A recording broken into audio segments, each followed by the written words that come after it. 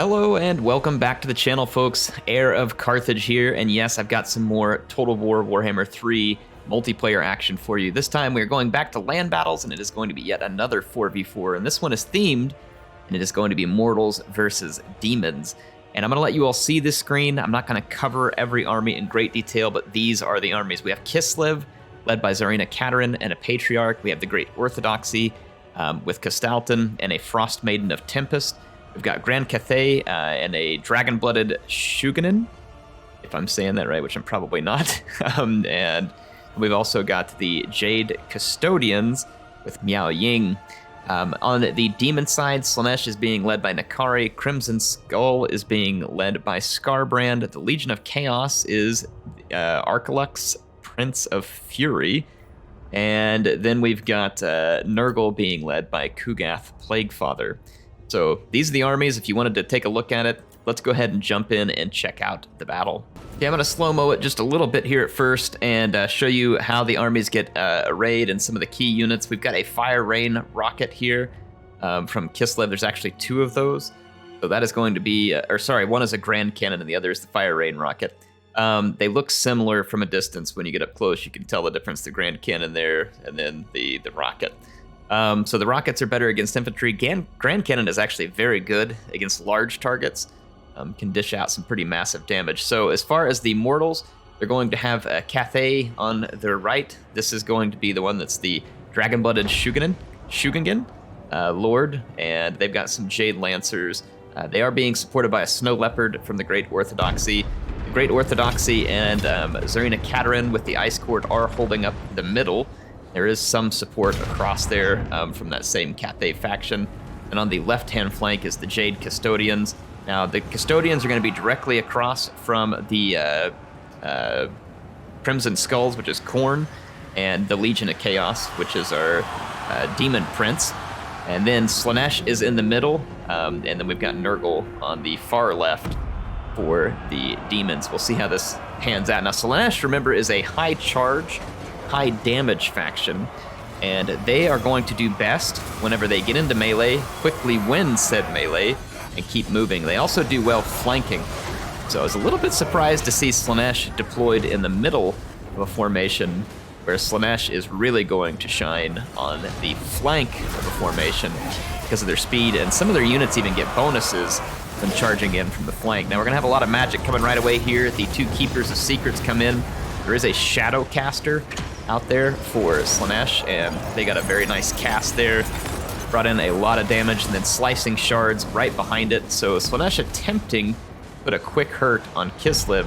Some of the challenge here, though, is going to be that these Marauders of Slaanesh do not go up well against armor.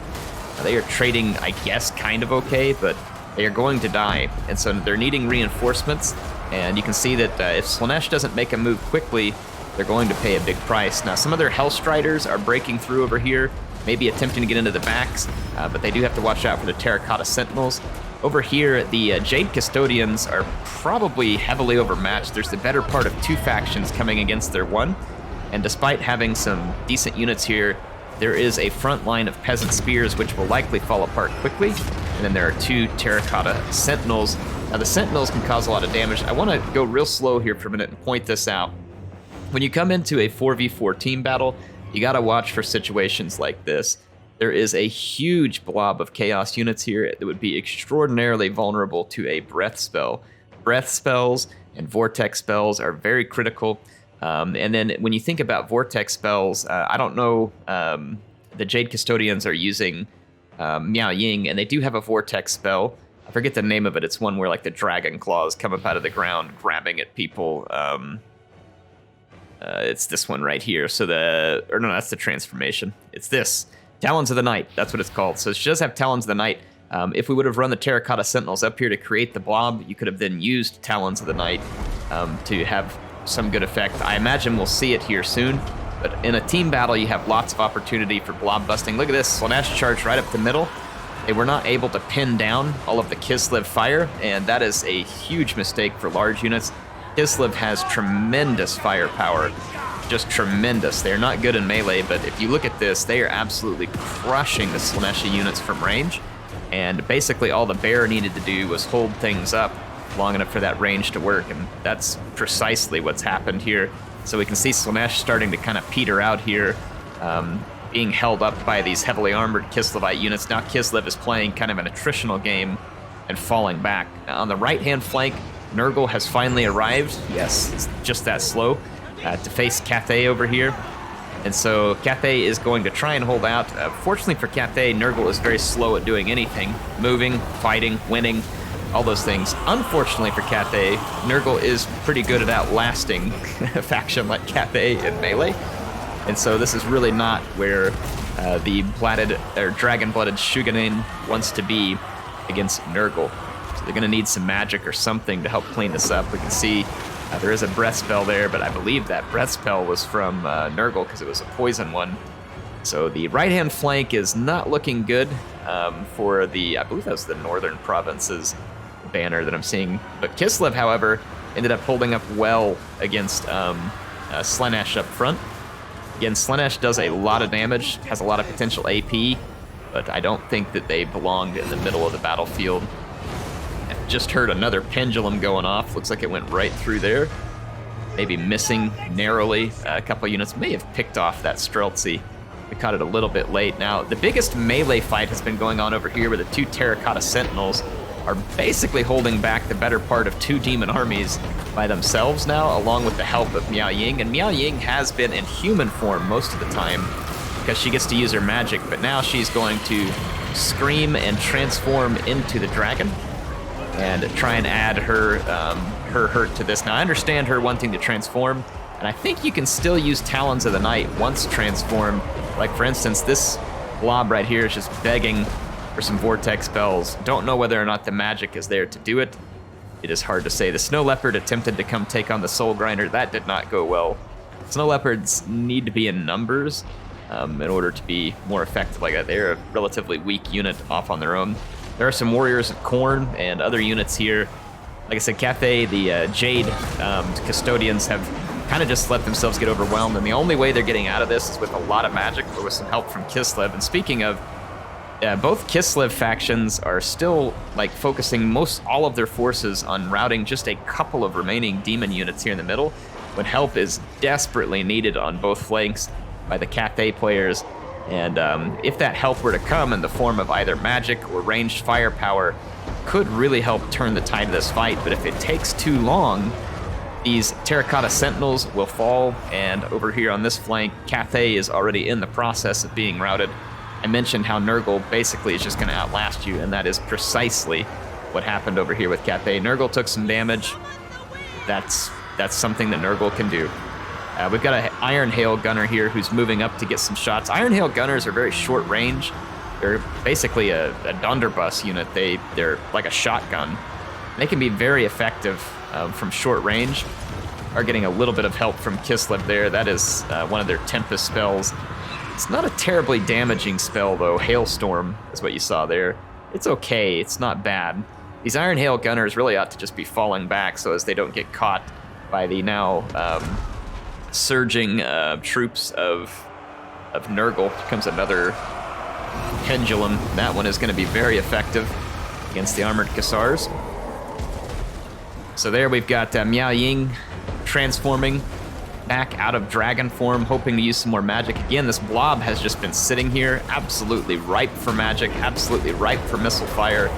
Kislev is now finally in a position to provide said support, but what I said could happen is indeed happening. The Terracotta Sentinels are now dead, or effectively dead, and so the opportunity for Kislev to put in some brutal fire here, the window has basically now closed, and it is too late. Though Miao Ying is coming over to help out Kislev with some heals, and so the demons are going to have won this fight pretty handily, and that's going to leave a pretty overwhelming force for Kislev to face. So see, now all these demons are breaking loose when they would have been busy with Terracotta Sentinels. Now Kislev has the prospect, although they have the means to kill Skarbrand with the Bear Riders and the Elemental Bear. They've also got the means to deal with the Demon Prince, but they can't do it with all this infantry around. But because they arrived late, with the Terracotta Sentinels already being dead, now they do have to try and kill all those things at once. Like I said, one off, I think they'd be capable but they are going to struggle now at this point. We're going to see the Bear and the Bear Riders focus on the Demon Prince rather than Scarbrand at the moment, because I'm assuming they're guessing the Demon Prince is the easier target. But Scarbrand used his abilities here that is rampaging some of the units around him. That is going to be a problem. Demon Prince is continuing to take damage. And Kislev is trying to keep these units still and keep them occupied. And at the moment, they're somewhat successful. They do have some archers and Cassars. These armored Cassars need to get over here and get into melee. There are some exalted pink horrors that will need to be killed. Kislev has a whole bunch of Streltsy here. And those Streltsy do have fire orders, but it's on stuff long ways out, and honestly, a lot of their... Ooh, that was just brutal there. There was a pendulum there. I think that was from Slaanesh. Absolutely brutal. Really hurt the Streltsy. Those Streltsy are badly needed over here at the moment to be shooting down the spawn. The Great Unclean One, Kugath, those are massive targets that need to be targeted by Kislev. But instead, these guns are kind of facing uselessly towards this demon stack at the moment. So we'll see again how that plays out. The Elemental Bear gets absolutely knocked down by Scarbrand. Did do some damage. The Bear was definitely not totally worthless in this fight. It did a good job of holding off Slaanesh. It just could not hold off Scarbrand. The Demon Prince went down as I expected, and honestly, Scarbrand better be careful. He's kind of getting a little bit nuts here. He does have infantry support nearby, but with all these Bear Riders and stuff, Scarbrand would be in some pretty big doo-doo if he got locked into a melee fight with all those Bear Riders and Winged Lancers and other heavy units. Those Bear Riders do some serious anti-large damage and are definitely a force to be reckoned with. So you can see here Kislev vying for time. They've even had to throw in some of their Ice Guards, but the thing that stinks about throwing in these Ice Guards is they haven't gotten to use hardly any of their ammunition. And they're in here against infantry, not against large. And so these Glaive Ice Guard are in a fight that is really not going to help them shine at this point. See another Hailstorm coming in. Hailstorm, though, does damage friendlies, and it does do that. So the Ice Guard is suffering, and at this point it's looking like the demons have the upper hand. They've got Scarbrand, and although he's taking a beating, like I mentioned, at the hand of those bears, look how quickly. Remember the last time we looked at him, it was about half health? And now he's almost dead. He's down to his last 1,000 hit points. That is definitely a result of him getting caught by those Bear Riders, taking some pretty extreme damage. Nurgle is rolling in from the right flank of the Mortals, and the Great Unclean One and his spawn, as well as Kugath Plague Daddy himself, are really not having too much trouble rolling in. Now, these Ice Guards spent all their ammunition, and now this is a good place for them to be in melee. It'd be better against large, but nonetheless, they gotta hold the line against these Plague Bearers. Don't have a lot of choices. But see, Plague Daddy here, the only way they're gonna potentially take him out is with the Streltsy, and the Streltsy are on the run. They got caught by the forces of Nurgle before they could get into a good position. So from what I've seen here so far, I wanted to run through some of the fun things about this battle. First of all, I absolutely love the theme of Mortals versus Demons, so I really appreciate all the players. As I mentioned when I go through here, things I think they could prove on, that is not me bashing players or giving players a hard time. These big team battles are crazy. A lot of times they're played in a social environment and they're not meant to be competitive. So I only make the comments just for fun and just to help us all as we look at something and try to learn from it. So don't take this as an attack on any of the players when I go through it. I think that from the Demon side, they should not have deployed Slaanesh in the middle, but should have instead had the Slaanesh faction on a flank. Nurgle instead was put on the flank, and although Nurgle did win and ultimately is helping to win this battle, his presence would have been much better in the middle, where he could absorb more fire and tank out the hit points and have kept Kislev busy, while a much faster and more capable Slaanesh would have cut through Cathay on the flank rather than being shot to bits by Kislev in the middle. Now the 2-on-1 engagement on the left-hand side of the Mortals, the right-hand side of the Demons, actually went really well for the Demons. And then the lesson there would be for the Mortals, right? Cathay was left to kind of take on 2v1, whereas it was 2v1 against Slaanesh in the middle. The two Kislevite factions should have shifted a little bit of help to at least one of the Cathay factions, whether it be the left flank or the right flank. My suggestion would be the left flank, because the right flank had Nurgle, and Nurgle is slow. And although Nurgle was likely to win that, you can count on the fact that Nurgle's slow to buy you time, and you could have focused against the Khornate troops and the Legions of Chaos and probably had a little better success there rather than trying to get any kind of quick win against Nurgle, because usually nothing comes quick against Nurgle. Anyway, that is the advice and kind of a breakdown of the battle tactics. Let's let this thing finish out. The Mortals are going to put up an epic fight because obviously there's really no such thing as surrender when it comes to demons. You're going to be killed, tortured, have your skull taken for the throne, whatever it is, right? Turned into pox. So you kind of have to fight to the death. And you certainly don't want to get captured by Slaanesh, but fortunately for them, the Slaaneshi troops are mostly dead. That would definitely be the absolute worst, I think we could all agree. Most of the other places probably wouldn't be near as bad as ending up in the hands of Slaanesh. So in any case, yeah, the demons are just wrapping up. There's a few Bear Riders left. When you end up with Kugath late in the game and you don't have missiles left, I mean, you might as well just kiss it goodbye. Same thing against stuff like the Great Unclean One. These units can tank so much damage, and both of them honestly have pretty solid melee characteristics. Like, you may not think it looking at Kugath, like he looks like, you know, maybe something like Grand Hierophant Katep or something, right? Real slow and weak. That is not the case. Kugath has excellent melee defense, and he has really good damage. He's very slow, but he makes up for it in being very tanky, and the Great Unclean One is very similar. Both of them over 10,000 hit points. Kugath closer to 15 when he's healthy. So here you're going to finally see Kislev get some shots into Kugath, and it will hurt him. It'll hurt him pretty bad, even with depleted numbers. And that is the best way to hurt Kugath, is you have to shoot him. You have to shoot him a lot. Artillery at the beginning of a match can pay huge dividends, like a Great Cannon, like that Cathay Great Cannon targeted at Kugath. That can pay huge dividends, taking away a lot of hit points from him early. But if you don't have some way to shoot Kugath, it usually means he's going to beat you. Not always, but usually. It's because he is a tank for damage, and he is a tank for hit points. So Kislev is basically out of options here. Kugath is wrapping up some of the last Kislevite defenders over here, and some regrouping defenders of Cathay that he had initially defeated. So gonna be plenty of bodies for the Plague Lord to test out new poxes on. And Kislev is being introduced to the Corn Mower, and no doubt they don't like this introduction, as most people, except for the demons who ride on the Corn Mower, don't really appreciate the Corn Mower. Man, I love the sound effects in some of the units. The Corn Mower sounds awesome. You know what other unit sounds awesome in this game? The Grand Cannon from Cathay. It also sounds absolutely excellent. So there are some really good sound effects in the game that I've come across, and this one is definitely one of them. So yeah, folks, this is it. It looks like the demons are taking this round.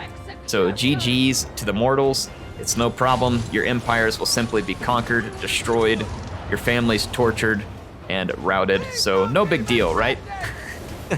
I'm just kidding, of course. Having a little fun, delving in and enjoying the lore. But yeah, quite the fight. Kislev does get this kind of unbreakable thing that goes on for a short period of time whenever they start to waver.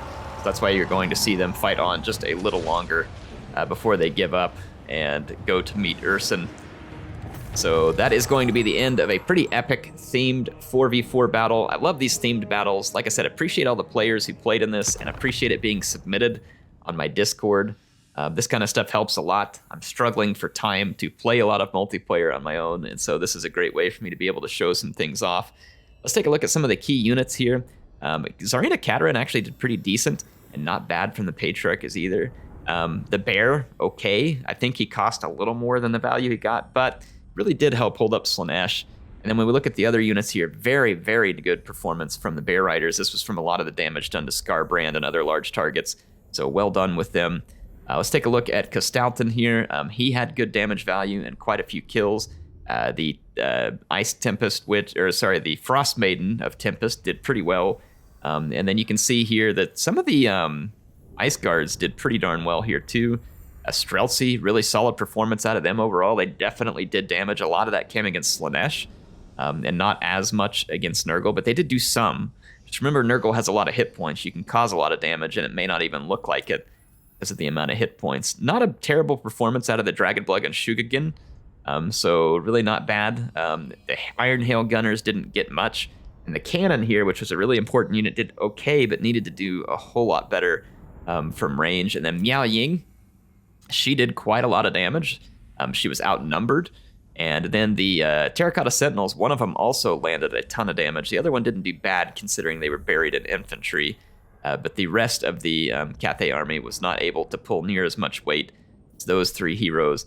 And then we got Nakari on the Slaanesh side, who, considering the short amount of time that he was there in the battle, caused quite a bit of damage. The Keeper of Secrets got beat up a little too fast, and then most of Nakari's units kind of just fell apart quickly, but even these Marauders that kind of got crapped on, I mean, some of them didn't get bad value, really, considering how cheap they are. Like these spears, that's a pretty solid value out of these spear units here. And then there was this Allurus here, Lore of Shadow. Look at that. Ouch. She got multiple pendulums. So remember, during the game, I mentioned how important it was to have breath spells and vortex spells in these large battles. And you got to be very careful about your engagements, because if you get blobbed up, it makes you very vulnerable. Look at that damage. 3,344 damage for Slaaneshi Allurus. That is a very cheap way to get some big effects. Scarbrand, let's take a look at him. He did a ton of melee damage. You would have to hope and expect that, because he's very expensive and he is kind of a one-man army. But still, very solid performance out of the Bloodletters. These things got into the Cathay troops. The Cathay troops had no business being in a melee with Bloodletters, and the numbers really show it. If we take a look at the other units here, the Cornmower did okay, took hardly any damage, was still alive at the end. So good performance there. Arkalux here, the Demon Prince, he did decently. His Soul Grinder did very well.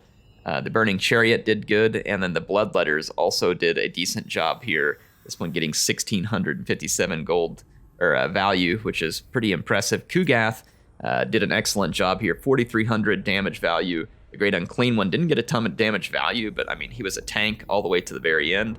Honestly, those Spawn did extremely well up against Cathay. Was surprised to see that, as many spears as Cathay has. Really, honestly, pretty good value out of most everything that came from Kugath here. So a good job there. Anyway, thanks to all the players again, and appreciate them putting this on the Discord. I've got more replays for you and more fun coming up. Hope you all enjoyed this one. Heir of Carthage signing out for now. I will see you soon with some more action in Total War Warhammer 3.